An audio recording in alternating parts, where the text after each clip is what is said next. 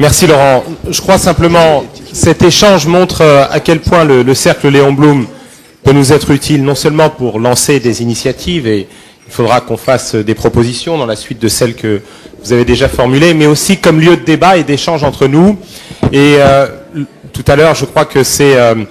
une remarque qui était faite que nous avons besoin de clarification. Je crois que c'est vrai, et je pense que si le cercle Léon Blum reste, parce qu'il y a ces liens que Kader évoquait tout à l'heure, de fraternité entre nous, un des lieux où l'on peut se dire les choses sans risque,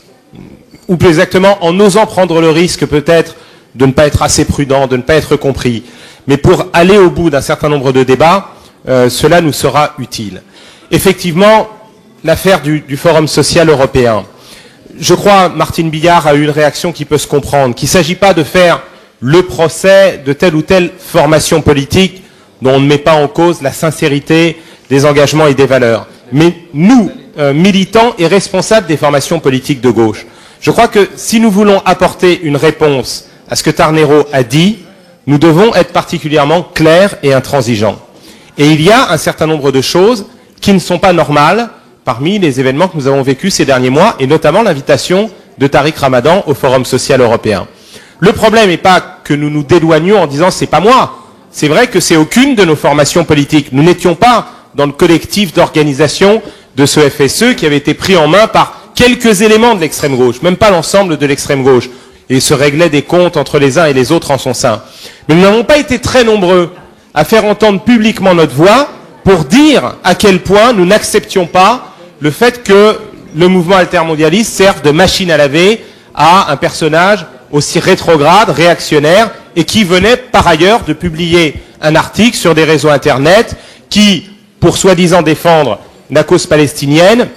ou dénoncer le sionisme, en fait, était un prétexte à faire des listes d'intellectuels juifs français comme étant partie prenante d'un complot contre les Arabes, contre les musulmans, etc. Et là,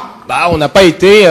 très nombreux, militants, altermondialistes, des formations politiques de la gauche, à nous faire entendre, à nous exprimer et à dire que nous condamnions le fait qu'il ait été invité dans ce forum social et que nous menerions le combat au sein de cette enceinte contre cette dérive.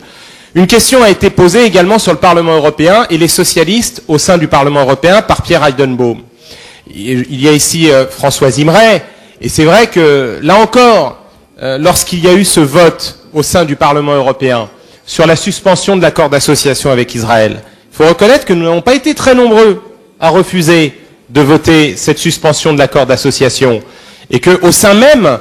des socialistes européens et même de notre délégation, nous n'avons été que trop peu, et qu'il y a une clarification qui doit être menée. C'est une chose d'être farouchement engagé dans la défense du droit des Palestiniens à avoir un État, à vivre dans la dignité, dans la reconnaissance de leur droit à l'autodétermination. C'est une chose de combattre la politique d'un gouvernement, d'un parti, le gouvernement de Sharon, le Likoud, et de le faire en soutenant d'autres Israéliens. Nos camarades, par exemple, du Parti travailliste, ne sont pas tous toujours unanimes, et d'une façon générale, celles et ceux qui croient à la paix, qui croient à une solution négociée. Et nous ne devons pas accepter qu'au nom de cette défense des droits des Palestiniens ou de la condamnation de la politique du gouvernement Sharon, on prenne prétexte de cela pour se mettre subrepticement à introduire l'idée de sanctions contre Israël. Et moi je le dis, et j'ai essayé de l'expliquer, nous avons été quelques-uns quand même à le faire,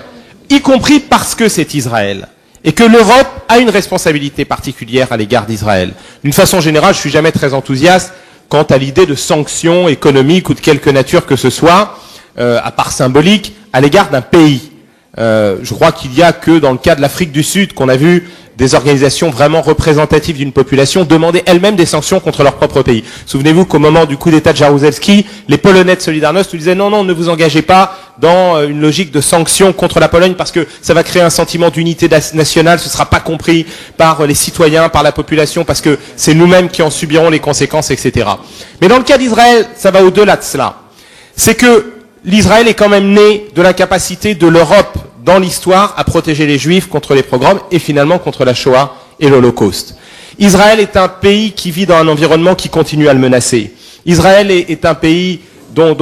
l'écart entre les frontières est extrêmement petit et qui est toujours soumis à un risque de sécurité. Et ça, c'est une réalité. Et aujourd'hui, on ne peut pas se plaindre de ce que seuls les États-Unis soient écoutés par Israël, pas seulement par les dirigeants, mais par l'opinion publique, par les citoyens israéliens, que seuls les États-Unis aient du poids et puissent peser, et ne pas comprendre que c'est aussi lié au fait que seuls les États-Unis assurent leur part de garantie de sécurité de l'État d'Israël. Si on veut que l'Europe joue demain un rôle plus important au Proche-Orient, et je crois que c'est notre souhait à tous, qu'elle ait de l'influence et qu'elle soit écoutée, il faut qu'elle soit non pas moins présente, mais plus présente. Et parce qu'elle a une responsabilité historique, qu'elle accepte aussi l'idée que c'est parce qu'elle sera partie prenante des efforts de sécurité pour Israël qu'elle sera crédible si elle dit qu'il faut aussi faire des concessions pour les Palestiniens. Et que l'Europe devrait plutôt avoir pour perspective stratégique, puisqu'on parle quand même un jour de faire une politique de sécurité, une politique de défense européenne, qui est le soubassement même et la crédibilité d'une politique étrangère, de promouvoir l'idée que dans le cadre du processus de Barcelone et de tous les efforts qui sont faits pour que l'Europe contribue à une solution de paix, elle soit non seulement partie prenante de l'aide au développement économique de la région, mais de l'aide à sa stabilité géostratégique et à sa sécurité, qui est une sorte d'OTAN pour le Proche-Orient, dont l'Europe serait aussi l'une des garantes, et que s'il doit y avoir un jour des troupes européennes qui soient sur place dans le cadre d'un mandat de sécurité internationale, ce soit pour garantir la sécurité des Palestiniens et la sécurité des Israéliens. Enfin bon, tout cela pour dire que je crois que sur ces questions, au sein du groupe socialiste européen,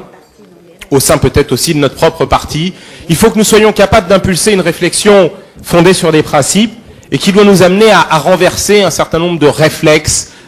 qui sont en train de s'installer et qui relèvent non seulement d'un confort démagogique, mais aussi parfois de certains glissements et de certains dérapages, et qui se masquent derrière la condamnation, encore une fois, de la politique d'un gouvernement et d'un parti, Sharon et le Likoud, pour laisser ressurgir et remonter à la surface des sentiments beaucoup plus douteux et qui mettent en cause finalement nos devoirs de solidarité à l'égard d'Israël. Et je crois que c'est pourtant le seul moyen que nous ayons d'être vraiment à la hauteur du rôle que nous pouvons jouer aussi pour défendre les droits des Palestiniens.